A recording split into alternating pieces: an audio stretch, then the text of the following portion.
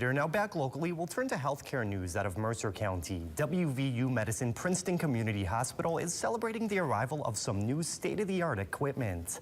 Today, that excitement came over the area's first Philips spectral computed tomography, or CT scanner. The device is mainly used to detect obstructive coronary artery disease, informing patients on how far it may have progressed and if the patient can have any future heart issues. The scanner also provides a way to test for and address any concerns they may have without having to travel up to Charleston.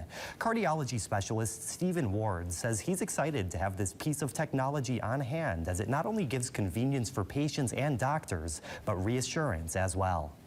That's exciting technology that allows us to more accurately determine, does someone have coronary artery disease and how severe is it? Do we need to go to the next step and do an invasive heart cath?